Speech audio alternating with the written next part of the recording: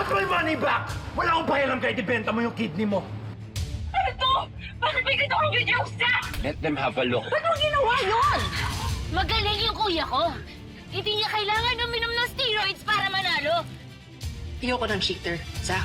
Baby, you're not that special. No! You know what? I have more important things to do than help you solve this stupid crime. Tutik ka natutuwa sa ginagawa ninyo? Pag sinunog niyo si Sugar, mabubuhay ba siya? Pag nasaktan niyo si Sugar, ano mangyayari? Makukuha niyo ba yung justice? The only thing I want is for my son's killer to suffer. Pero dito, hindi sa ganitong paraan. Unang-una sa lahat, hindi si Sugar ang killer. Pinakawala siya ng mga pulis dahil wala nga makitang ebidensya against her. Sir, si Byron naman talaga may kasalanan ba't siya namatay? Addict siya sa steroids. Pati nga ako binibentahan eh. Ikaw ba yung bagong kaibigan ni Sugar? Who's asking? Mag-iingat ka sa kanya. Kung ayaw mo matulad ka sa akin.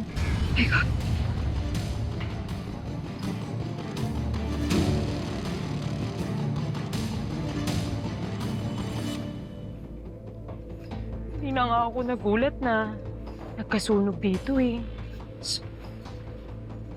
Malamang sa malamang, inaway din ni Sugar yung may-ari ng gym na to. Kanya naman siya eh. Apoy ang solusyon niya sa lahat ng problema. Wait, miss! Hold on.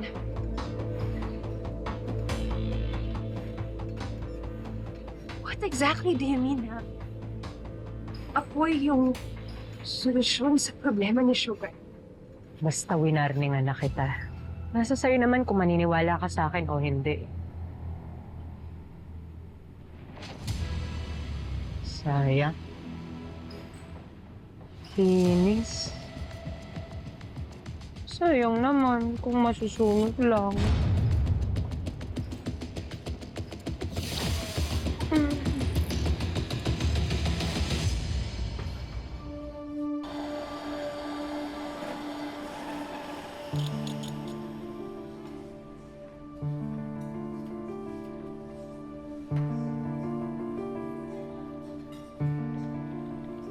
Sarap mo siguro magluto. Kasi kahit under investigation ka, pinapapasok ka pa rin nila dito sa trabaho mo. Kung may warrant kayo, sinuserve nyo na sana ngayon.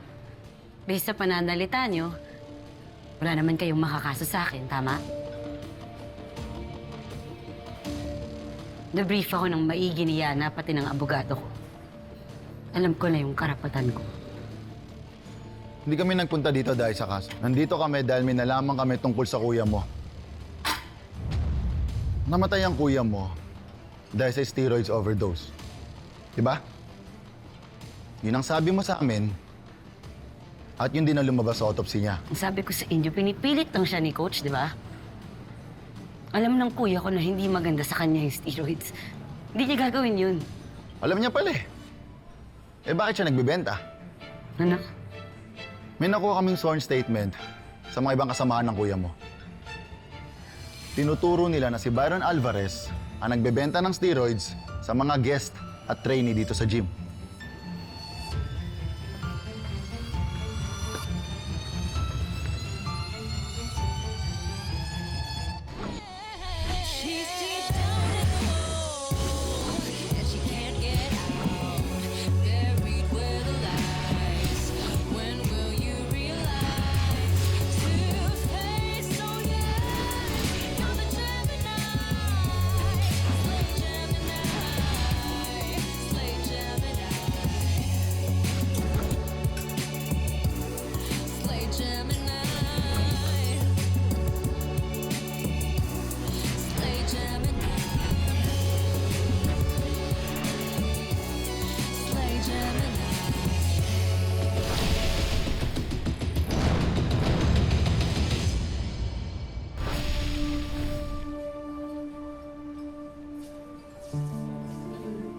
Hindi totoo to.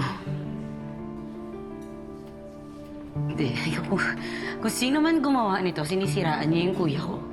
Si Alvarez, sworn statement na nga eh. Ibig sabihin, totoo. At na-verify na rin to sa cybercrime team namin. Na si Byron Alvarez talaga ang send ng mga messages na to. Hindi. May nagkamali sa inyo.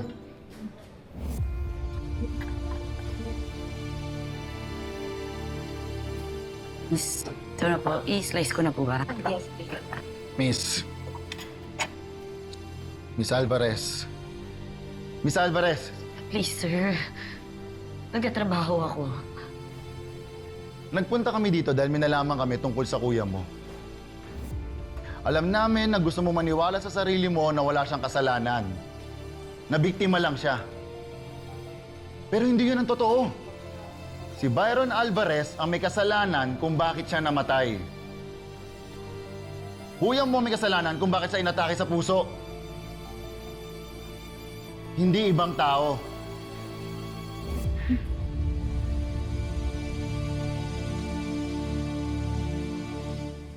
Higpit ng pagkakatali, ha?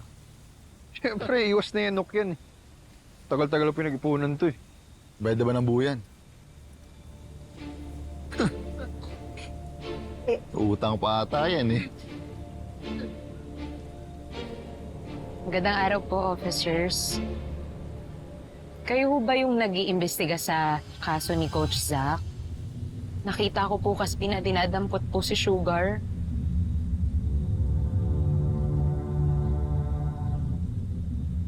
Paano mo nalaman na Sugar yung pangalan niya?